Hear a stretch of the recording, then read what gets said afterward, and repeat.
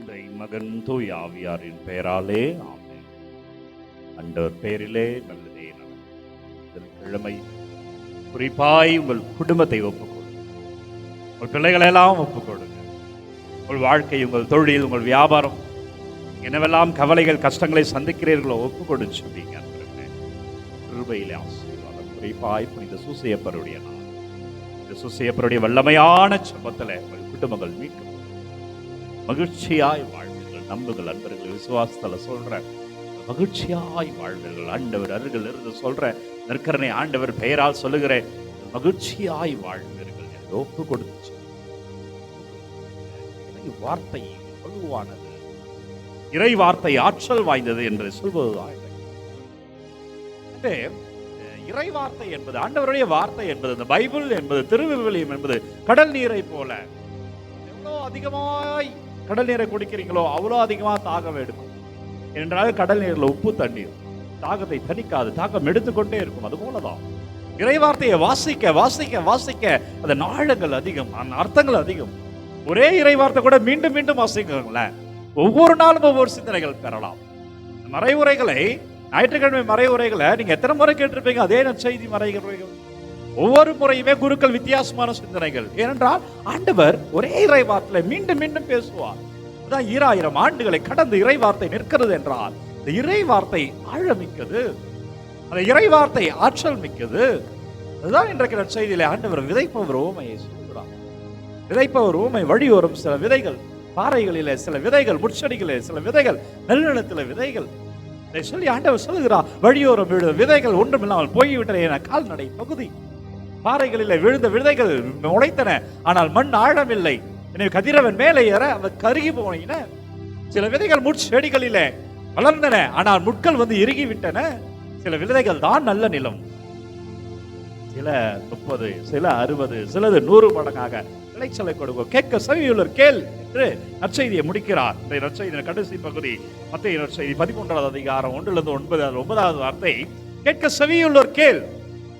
அதனுடைய வார்த்தைக்கு ஆழம் உள்ளது என்ற செய்தி. பாலஸ்தீன பகுதியின் பின்னணியில் தான் இந்த இறை வார்த்தை. பாலஸ்தீன மக்கள் இந்த விவசாயத்தை மேற்கொள்கிற பொழுது 2 வகையில செய்வார்களாம். ஒன்று, நாம் விவசாயம் செய்வது போல நிலத்தில் இறங்கி அங்கு பயிரை தூவி அங்கு விளைச்சலை வர வைப்பது.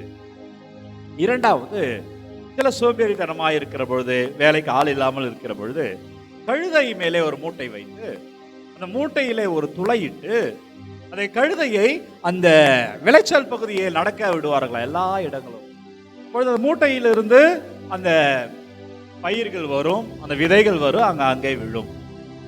அதன் அடிப்படையில் தான் சொல்லுகிறாள். இந்த இரண்டாவது பணியை பெரும்பாலும் செய்ய மாட்டார்கள், மிக குறைந்த அளவிலே இந்த மாதிரியான விளைச்சலை செய்வார்களாம். எனவே இயேசு அதை மேற்கோள் காட்டி தான் சொல்லுகிறார். அப்படி அந்த கழுதை செல்கிற பொழுது எல்லா விதைகளும் நிலத்தில் விளையுமா என்றால் இல்லை. சில நேரத்தில் கழுதை அப்படி போயிடும், வழியோர விழலாம். பக்கத்துல மலை, காடு பக்கத்துல ஒரு மலை இருக்கலாம், பாறைகள் பக்கத்துல விழலாம், அங்க முட்கள் இருக்கலாம், முள் செடியில போய் விழலாம். இயேசு அதை வைத்தான் சொல்றாரு, எல்லா விதைகளும் நல்ல நிலத்தில் விளைவது கிடையாது. எனவே அவர்களை பார்க்கிற பார்வை ரொம்ப முக்கியம். நீங்க எடுத்த உடனே எதை பார்க்கிறீங்க? நீங்க நல்லதை பார்த்தீங்கன்னா நல்லது நடக்கும், நீங்க கெட்டது பார்த்தீங்கன்னா கெட்டது நடக்கும். அல்லது எழுந்த உடனே ஆண்டவரை இறை வார்த்தையை ஜெபத்தில் அமர்ந்து விட்டு இறை வார்த்தையை படித்து செல்லுங்கள். எனக்கு இறை வார்த்தை மிக குறைவாய் பைபிளை வாசிக்கிறது கிடையாது. எனவே அன்பர்களே, இறை வார்த்தையை பார்.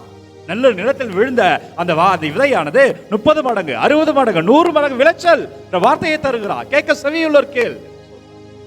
ஆண்டவருடைய வார்த்தையை வாசி, விடுதலை அடைவா. ஆண்டவர் வார்த்தையை எடு, நீ விடுதலை அடைவா. ஆண்டவர் வார்த்தையை இன்னும் நேசி, நீ ஆசீர்வாதம் பெறுவா. ஆண்டவர் வார்த்தை இன்னும் நெருக்கமாய் வா, நீ உனக்கு விடுதலை, உனக்கு ஆசீர்வாதம் என்ற செய்தியை இறைவன் தருகிறார். எனவே பிரியமுள்ள இறை உறவுகளை பைபிள் வாசிப்போம். குறிப்பாய் புதன்கிழமை உங்கள் குடும்பங்களில் உங்கள் பிள்ளைகளுக்கு கற்றுக் கொடுங்க. பைபிள் வாசிக்கிறோம் சொல்லிக் கொடுங்க. குடும்ப தலைவர் அமரணும், குடும்ப தலைவி அமரணும், உட்கார்ந்து ஜெபிங்க, அதுல பைபிள் எடுத்து வாசிங்க. பிள்ளைகள், பெற்றோர்கள் பைபிள் வாசிப்பதை பார்க்கட்டும், இப்பொழுதுதான் அவர்கள் வாசிப்பார்கள். எனவே அன்பர்களே, இந்த கொடுமையான உலகத்துல, இக்கட்டுகள் நிறைந்த இந்த உலகத்துல, பிரச்சனைகள் நிறைந்த இந்த உலகத்திலே நாம் வாழ வேண்டும் என்றால் அவர் துணை வேண்டும். அதுதான் இறை வார்த்தை. பைபிள் வாசிங்க, இறை வார்த்தையை வாசிப்பேன். ஆண்டவரே தாகத்தை கொடுங்க, ஜெபிங்க.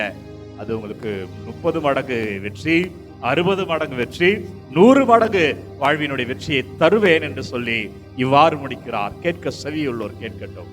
கேட்போம், நம் காது ஆண்டவருடைய வார்த்தையை நம்ம கேட்போம். ஆசீர்வாதம் நமது. வல்லவரே, நல்லவரே, நன்றி. ஆவியானவரே நன்றி. அப்பா, நீங்க தொடுங்க ஆண்டவரே, நீங்க ஆசீர்வதிங்க வல்லவரே. மது கிருபையால், மது வல்லமையால் ஒவ்வொரு குடும்பங்களையும் ஒப்புக் கொடுக்கிறேன். யாரெல்லாம் பார்க்கிறார்களோ ஆண்டவரே, யாரெல்லாம் ஜெபிக்கிறார்களோ, யாரெல்லாம் இந்த ஆராதனையை பங்கேற்கிறார்களோ, ஒவ்வொரு குடும்பங்களையும், குடும்பத்தில் உள்ள பிரச்சனைகள், பிள்ளைகள் எதற்காய் ஜெபிக்கிறார்கள், எது மாறணும்னு நினைக்கிறாங்க, குடும்பத்தில் எதுல இருந்து விடுதலை அடையணும்னு நினைக்கிறார்களோ, ஒவ்வொரு குடும்பங்களையும், ஒவ்வொரு குடும்பத்தில் உள்ள தேவையற்றவைகள் களையும்படியா, ஒவ்வொரு குடும்பமும் விடுதலை அடையும்படியா ஒப்பு கொடுங்க அன்பர்களே. இதோ ஆண்டவர் ஒரு பாதத்தில் வைங்க. ஒரு குடும்பத்தில் யார் பெயரெல்லாம் அறிக்கையிடணும்னு நினைக்கிறீர்களோ அவர்கள் பெயர்களெல்லாம் அறிக்கையிடுங்க. இதோ ஆண்டவர், இது வல்லமை, இந்த ஆசீர்வாதம். நன்றி அப்பா. உப்பு கொடுத்து ஜெபிக்கிற ஒவ்வொரு பிள்ளைகளையும் நீங்க தொடுங்க ஆண்டவரே. நீங்க ஆசீர்வதிங்க அப்பா. உங்கள் பெயரால், உங்கள் கிருபையால் பிள்ளைகள் வாழும்படியா, குடும்பங்கள் மீட்கப்படும்படியா ஆண்டவரே, உங்கள் பெயரிலே பிள்ளைகள் சாட்சியமாய் இருக்கும்படியா அப்பா, உங்கள் பெயரிலே பிள்ளைகள் வாழும்படியா ஆண்டவர் தொடுகிறார், ஆசீர்வதிக்கிறார். ஆண்டவர் கிருபையால் வாழ்வீர்கள். ஜெபிப்போமாக. இறைவாத வியப்புக்குரிய திருவருட்சாதனத்திலே உம்முடைய திருப்பாடல் நினைவை எங்களுக்கு விட்டு சென்றீர்.